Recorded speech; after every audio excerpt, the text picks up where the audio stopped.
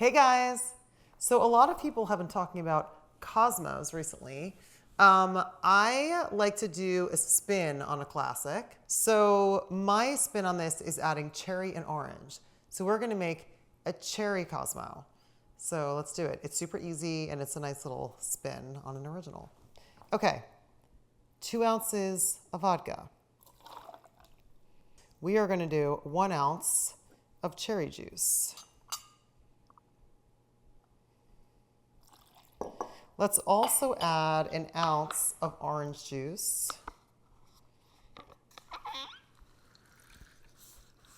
I always go for fresh squeezed when possible. I've tried making cocktails with fresh cherries.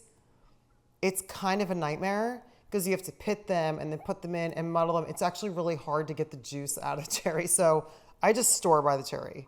Orange, however, freshly squeezed.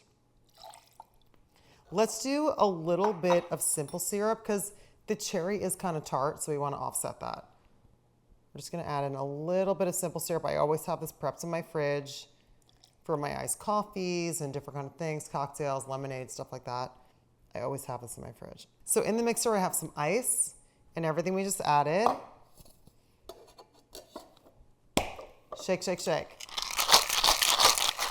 I'm trying to think of any tricks that my mixology friends taught me. They did teach me how to crack it.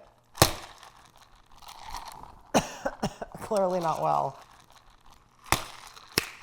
Oh, got it. You know, my mom was really good at this as a kid when I would taste test. Don't make a word. She was always really good at the crack. Okay, ready?